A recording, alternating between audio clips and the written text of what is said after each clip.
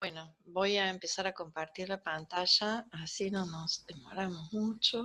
Estábamos aquí entonces, eh, decíamos que en las plantas modificadas genéticamente para tener la síntesis de etileno inhibida, como el caso de los tomates larga vida, o sea, no había maduración o entraban en maduración más tarde, se retardaba este proceso. Profe, ¿Sí? ¿y eso le afectaba en algo, al sabor o algo que tenga eso transgénico? Mira, la verdad es que si uno compara, yo recuerdo cuando nosotros éramos chicos, los tomates platenses, la variedad de esa platense que era redonda, enorme, tenían un gusto increíble. Yo a los tomates, los que se compran ahora, estos redonditos así pequeños, eh, y en general los tomates esos perita y demás, no les siento el gusto que tenían antes. O sea, yo supongo que algo le debe cambiar de gusto. Ah, bien.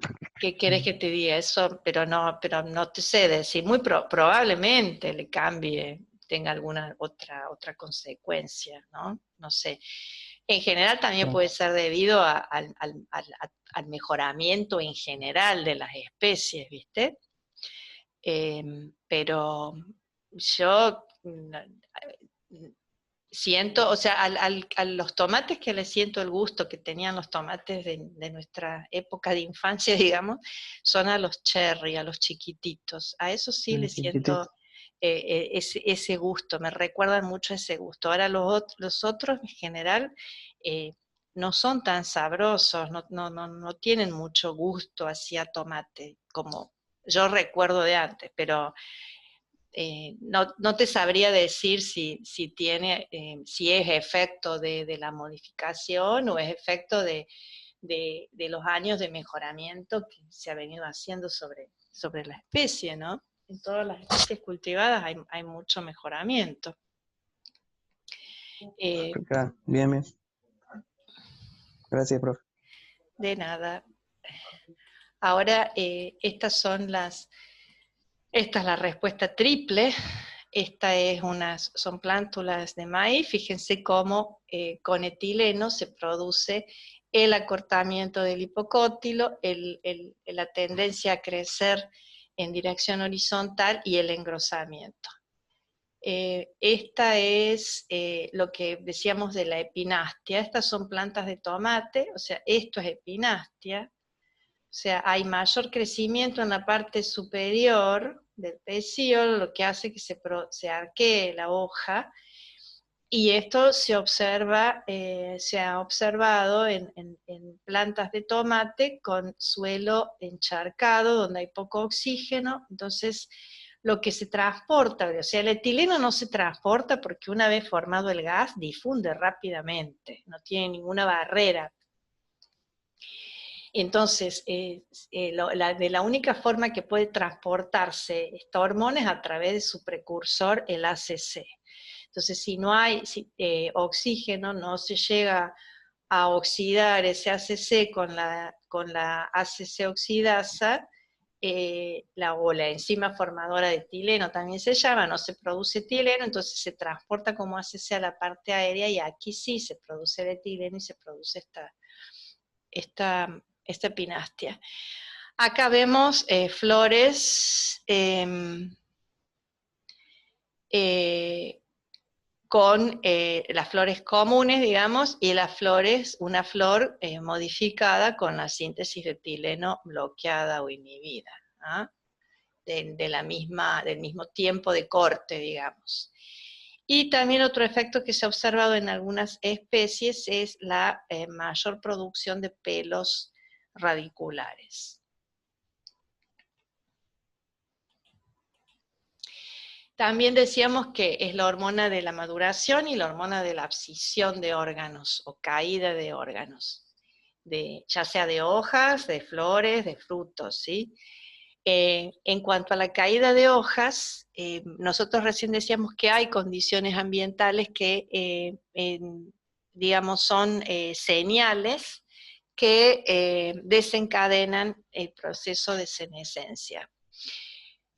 En aquellos casos en que la senescencia es una etapa genéticamente programada, eso lo veremos en su momento, como por ejemplo en las hojas. Las hojas decíamos el otro día que eran órganos de crecimiento determinado, o sea que la hoja se empieza a formar, va creciendo hasta alcanzar su máximo tamaño y luego, después de un tiempo, entra en senescencia. Por más que estemos hablando de árboles siempre verdes, en los árboles siempre verdes, igual cada hoja tiene su periodo de vida y van cayendo parcialmente, sí, pero van muriendo. Entonces, en este caso, cuando las señales todavía son, digamos, la hoja es joven, todavía no entra en senescencia, las hojas tienen una gran concentración de auxina, ¿sí? Hay un gradiente importante de auxina mayor en la hoja que hacia aquí. Esta es la zona de abscisión, la unión del pecíolo con el tallo, ¿sí? Entonces, no hay caída de hojas. En algún momento se comienza a inducir el proceso de senescencia. Generalmente condiciones que inducen senescencia, condiciones ambientales, son el cambio de fotoperíodo, días acortándose y descensos de temperaturas. Cuando se desencadena, digamos, la fase o el inicio de la senescencia, la hoja deja de producir auxina. Entonces, deja de producir auxina. Incluso puede haber una reversión del gradiente de auxina, menos auxina acá y más acá, y esa falta de suministro de auxina desde la hoja afecta la sensibilidad, porque nosotros decíamos que tanto la concentración endógena de la hormona como la sensibilidad eran los que producían la respuesta. Aquí aumenta la sensibilidad de las células de la zona de abscisión, la sensibilidad al etileno, y responden entonces al etileno, agrandándose. Veíamos que era uno de los tipos de células que responden al etileno agrandando esa zona para finalmente producir la caída. Hay un proceso que se produce aquí. Se empiezan a disolver las paredes celulares y hay una zona en donde, o sea, que se separa el pecíolo del tallo, produciéndose la abscisión. Ahí está presente el etileno, o sea, las células de la capa de abscisión. Cuando se corta el suministro de auxinas de la hoja o incluso se invierte ese gradiente, se hacen sensibles al etileno, responden al etileno, agrandándose, diluyendo las paredes y termina de producirse la abscisión del órgano. Esta es la zona, la capa de abscisión, ¿sí? Y una vez que se cae el órgano, después aquí se produce una especie de cicatrización de la zona de protección. Esto lo vemos luego en senescencia con más detalle, ¿sí? Usos comerciales del etileno. Se utiliza como estos productos que liberan etileno para a veces acelerar la maduración en los árboles. Se utiliza para desverdizar los citrus. En algodón, por ejemplo, se usa productos que liberan etilenos para producir el raleo de frutos. Y también comercialmente se usan inhibidores de etileno. En el caso, por ejemplo, de la plata, del metilciclopropeno y del permanganato para el packing de los frutos. ¿Vieron esos papeles o esos materiales de packing que están dentro de los cajones de fruta que son morados? Eso es permanganato porque, digamos, oxida el etileno, es un oxidante fuerte el permanganato, y lo oxida y lo inactiva, entonces contribuye a mantener la concentración baja y evitar esa maduración excesiva. La otra hormona que no está... A ver, disculpen un segundito que contesto algo importante.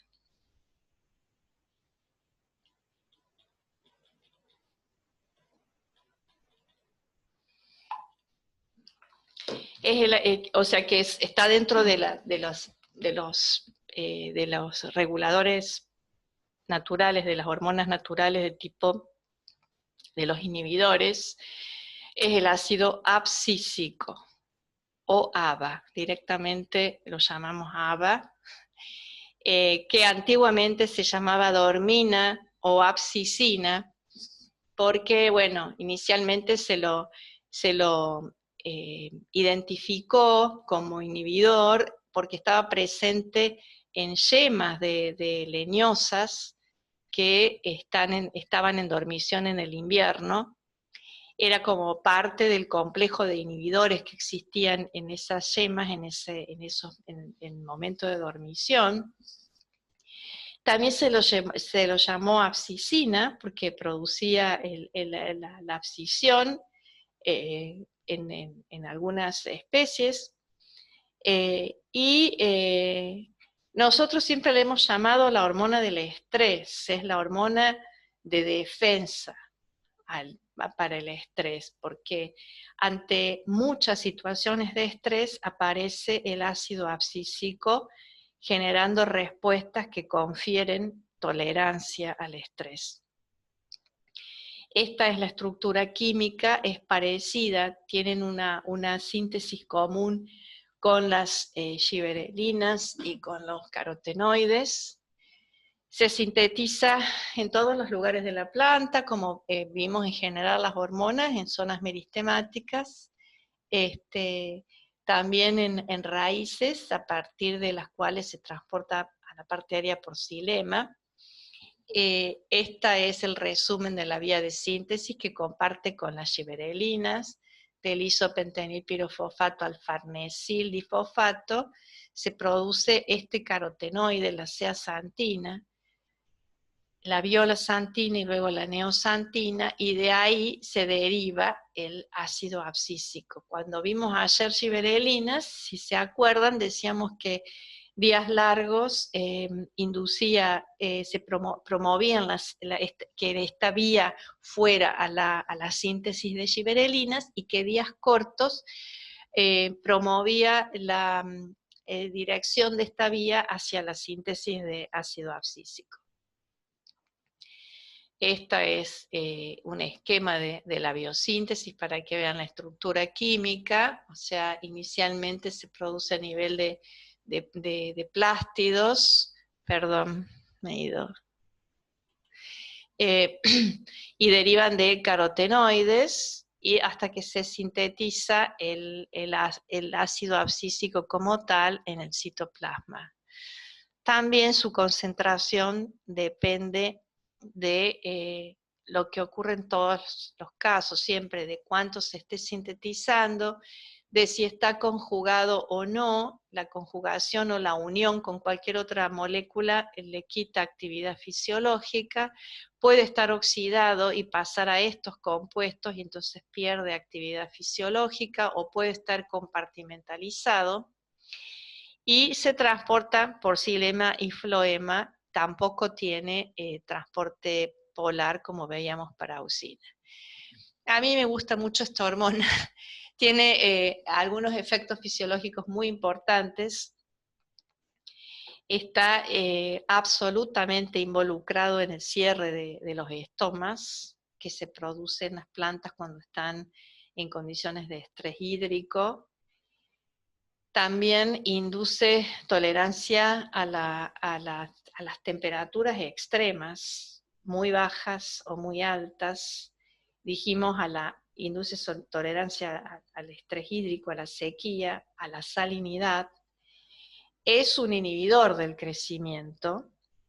Es importante también en la dormición de semillas, o sea, tiene una acción antagónica, por ejemplo, de las giberelinas. O sea, las giberelinas veíamos que inducían, promovían la síntesis, o sea, actuaban a nivel genético, produciendo, favoreciendo la expresión de genes para la síntesis de enzimas hidrolíticas.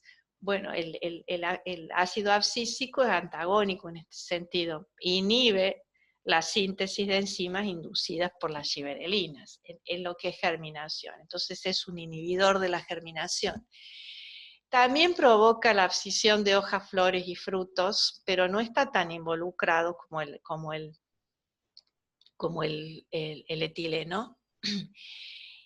Promueve el crecimiento de la raíz e inhibe el de la parte aérea. Esto es muy importante como respuesta de tolerancia al estrés hídrico. O sea, reducir la parte aérea implica la reducción de la pérdida de agua, y mantener la raíz implica un mantenimiento de la absorción de agua, con lo cual se adquiere más, o sea, se tolera más una falta de agua, un estrés hídrico. Y también es importante porque en las semillas es el ácido abscísico el responsable de la tolerancia a la desecación de las semillas. Las semillas son la única fase del ciclo de la planta en donde el contenido de agua es menor al 10% y la semilla sigue viva. Esa capacidad de ser viables con esos escasísimos contenidos de agua se la otorga a la semilla el ácido abscísico. En general, la respuesta importante, o sea, el ABA, perdón, decíamos que aparece en condiciones de estrés hídrico y está involucrado en el cierre de los estomas.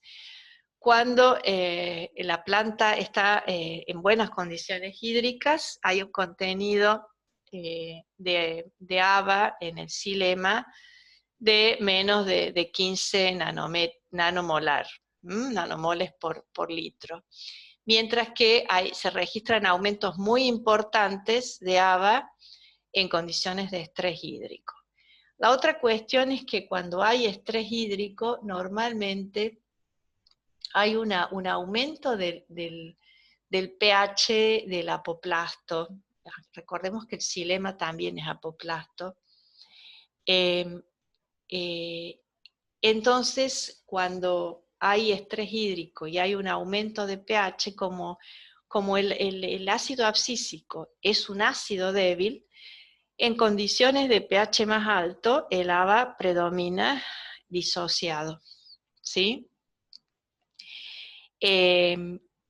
Entonces, en condiciones de estrés hídrico, hay un aumento de ABA en la raíz, que se cree que, digamos, está comandado o desencadenado porque el estrés hídrico disminuye la producción de citocininas que hay en la raíz. Entonces eso actuaría como una señal de aumento de síntesis de ABA en la raíz, que se transporta a la parte aérea, ¿sí?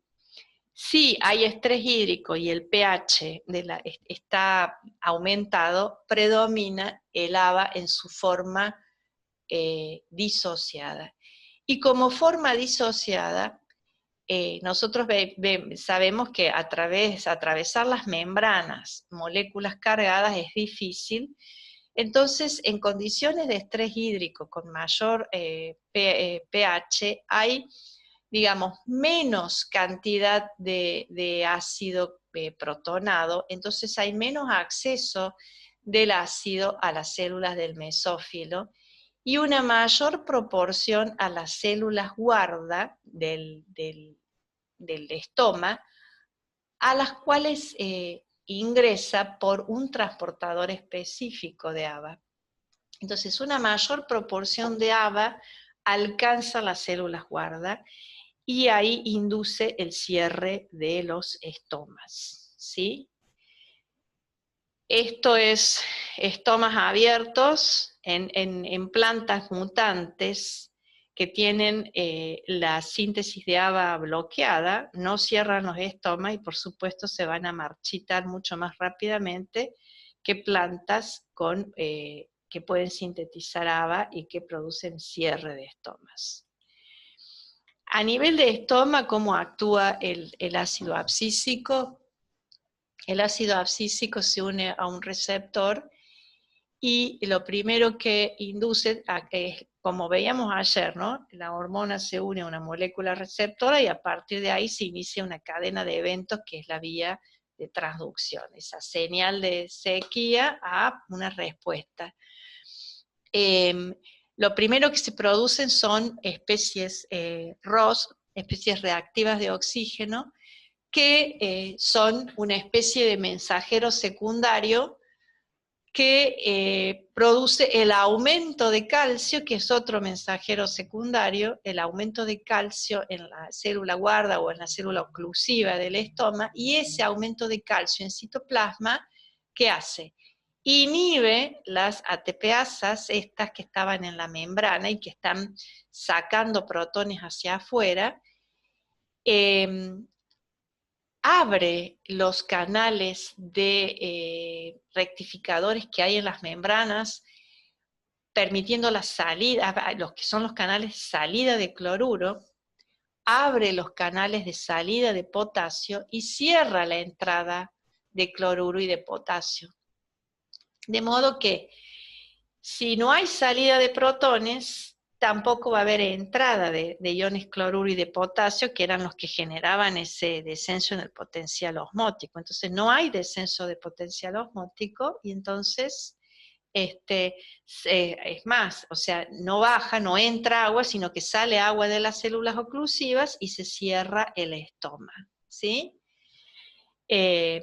Acuérdense que lo que producía la apertura del estoma era la salida de protones, que era compensada con la entrada de iones que bajaban el potencial osmótico y entonces producían el descenso del potencial agua y la entrada de agua. Aquí no sale nada, aumenta el potencial osmótico, aumenta el potencial agua y sale agua desde la oclusiva a las vecinas y se cierra el estoma. El ABA también inhibe la viviparidad, que se llama viviparidad a la germinación de semillas en la misma planta madre. Generalmente las semillas no germinan en la planta porque el balance de inhibidores es superior, porque el ABA está fundamentalmente inhibiendo la germinación en ese entorno, cuando la semilla está aún en la planta madre, ¿sí? Entonces, las especies que tienen la síntesis de ABA bloqueadas o que son deficientes en la producción de ABA genéticamente, producen viviparidad, producen semillas que germinan aún en la planta madre y lo que no es deseable para nada. Y lo que veíamos que induce tolerancia a la desecación en las semillas. Si nosotros pensamos qué es la embriogénesis, veíamos que el embrión se originaba a partir de la unión de la gameta masculina con la ovocélula del saco embrionario y se producía división celular, alargamiento, deposición de reservas a lo largo de la formación de la semilla en la planta madre. Y esta era la etapa de formación del embrión. Esta es la etapa de la maduración, en donde comienza a depositarse sustancias, los fotoasimilados de la planta a la semilla, y luego las semillas entran en una etapa de desecación, de pérdida de agua. Ustedes saben que las semillas, para cosechar cualquier grano, hay que esperar a que baje el contenido de agua, ¿no? Desde el 20% a menos, ¿sí? Incluso después, para guardar los granos o las semillas cosechadas, hay que guardarlos en ambientes en donde vayan perdiendo agua, porque si no, no se van a conservar. En esta etapa de maduración tengo muy alto contenido de HABA, y el HABA induce la síntesis de proteínas que se llaman proteínas LEA. LEA viene de las siglas en inglés que significa Late Embryogenesis Abundant. Proteínas que se producen en las últimas etapas o en las etapas tardías de la embriogénesis y que confieren la capacidad de tolerar la desecación, porque aquí con contenidos de agua del 10% o menos estamos hablando propiamente de desecación y la semilla continúa viva, ¿sí? Entonces, en esta etapa, el HABA es que tiene una alta concentración, alcanza su pico de concentración, aquí induce la síntesis de estas proteínas, también de algunas proteínas de reserva, e inhibe la germinación. Comienza la etapa de pérdida de agua de la semilla, ¿sí? Y esa semilla entra en, dependiendo de qué semilla sea, entra en dormición o en quiescencia, que se llama. Generalmente en todas las especies cultivadas ya no existe la dormición. En algunos especies, en algunos cultivos puede haber algún problema, pero en general la dormición es una característica que ha ido desapareciendo con el mejoramiento, pero entran en lo que se llama quiescencia.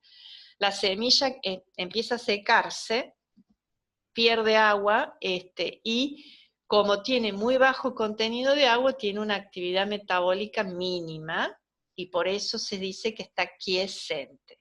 ¿Ah? Solamente va a reiniciarse cuando esa semilla se ponga en agua y se reinicie el proceso de crecimiento de ese embrión y la semilla germine. Entonces, en esto es muy importante el ácido abscísico, ¿sí?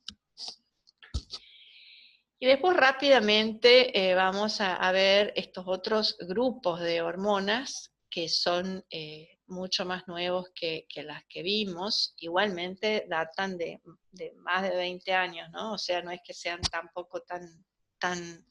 Pero comparativamente con el descubrimiento de las auxinas y las giberelinas, por supuesto que son más nuevas. Esto es un grupo de polihidroxifenoles que son los brasinosteroides, que se han aislado de diversos lugares de la planta y que tienen todo este tipo de efectos, ¿sí? Involucrados en división y alargamiento celular, diferenciación en algunas respuestas fotomorfogénicas, respuestas al estrés, desarrollo reproductivo. El ácido salicílico, que tiene su principal función como dar resistencia al ataque de patógenos, fundamentalmente. El ácido jasmónico, que se ha estudiado mucho en su participación en procesos de tuberización, ¿sí? Y también como una hormona que otorga cierta tolerancia como hormona de defensa a diferentes situaciones de estrés, ¿sí? A estrés biótico, como puede ser el ataque de insectos y de patógenos, y también a algunos factores de estrés abióticos, como los que tienen aquí señalados en la diapositiva. Y las estrigolactonas están presentes en unas plantas que son parásitas. Las especies de estriga y de orobanche son plantas que parasitan a otras, son plagas, o sea, son importantes, digamos, como parásitos de cultivos, y o sea, estimulan la germinación en estas plantas parásitas y aparentemente intervienen en estos procesos, en promover interacciones bióticas con las micorrizas arbusculares. Los hongos micorríticos están en raíces y colonizan internamente las raíces y favorecen, digamos, la absorción de nutrientes por parte de las raíces cuando están presentes. Y tienen este tipo de efectos también, reducir la ramificación o la producción de raíces adventicias y también en el crecimiento de pelos radicales. Esto es básicamente lo que vemos de hormonas. Ustedes pueden leerlo de los capítulos que están en el Classroom. Cuando subí la clase de hormonas, están indicados los capítulos. Son, o sea, como les decía, hay mucha información de hormonas. Lo que a mí más me interesa es que tengan en claro cuál es el mecanismo en general de acción de las hormonas, lo que hemos visto de la parte general y en general de toda señal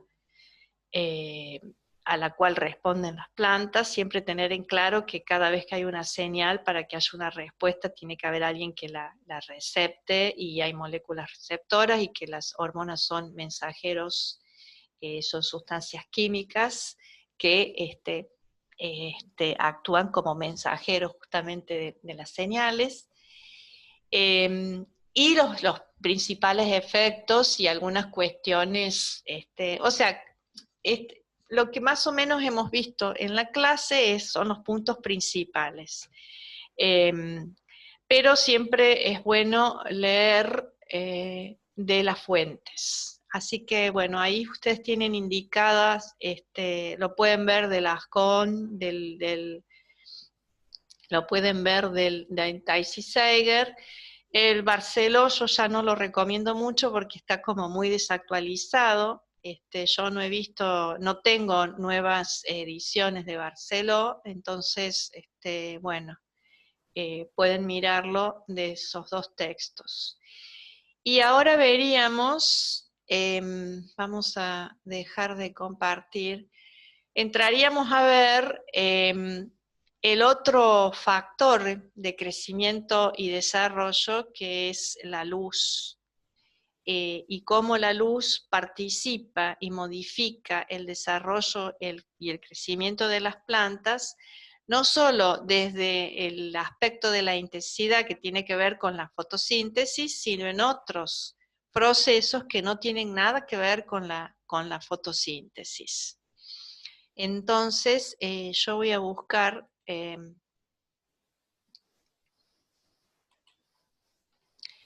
la clase para que empecemos a verla.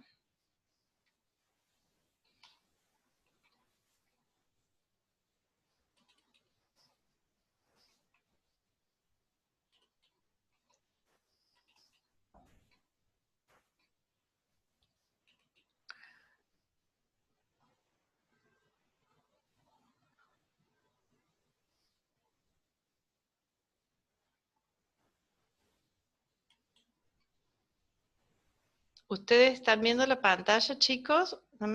Sí, profe. ¿Sí? Sí. No. ¿Está compartiendo alguna pantalla, profe? Sí, estoy compartiendo. No, pantalla compartida no la vemos. Entonces esperen, porque capaz que he dejado de compartir y ya me olvidé que dejé de compartir. Perdón, aquí está. Compartir pantalla. Y vamos a compartir, perdón,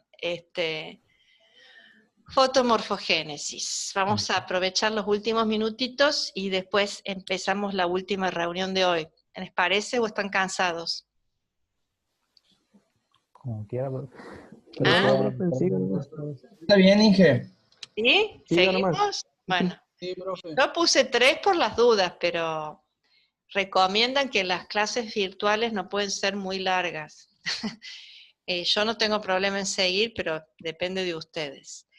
Bien, Vamos a entrar, estamos en la unidad del programa. A mí siempre me gusta que nos ubiquemos en la materia.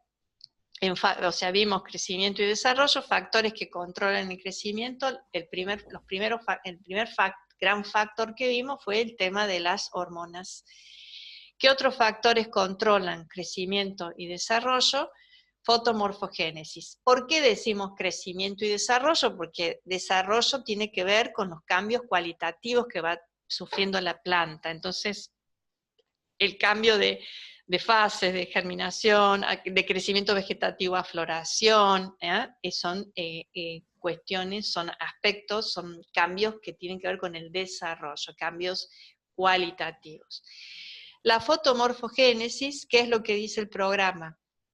Respuestas a la calidad, intensidad y duración de la luz, los fotorreceptores, vamos a ver el principal fotorreceptor que es el fitocromo y algunos otros, y luego vamos a ver temperatura. Muy rapidito porque esto mayoritariamente lo ven en agrometeorología. Nosotros hemos visto la fotosíntesis, o sea, la luz es casi el principal factor para las plantas, ¿no? Bueno, son todos importantes, pero la luz es la responsable de la fotosíntesis en las plantas. ¿Qué aspecto de la luz? Fundamentalmente la intensidad de luz. Y además, bueno, hemos visto que en las longitudes de onda, de toda la luz que llega a la Tierra, que es luz blanca, la luz solar, el rango de 400 a 700 nanómetros, que es el rango visible, es el rango que es utilizado para la fotosíntesis.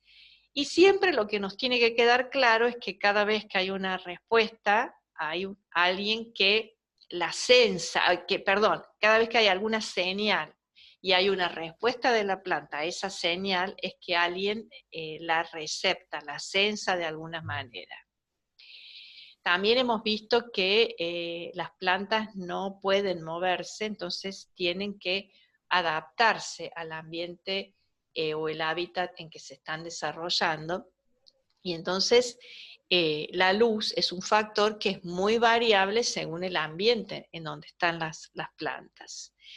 Entonces, es fuente de energía, como hemos visto, energía para la fotosíntesis, luces de entre 400 y 700, y nos importaba mucho desde el punto de vista energético la luz para producir fotosíntesis.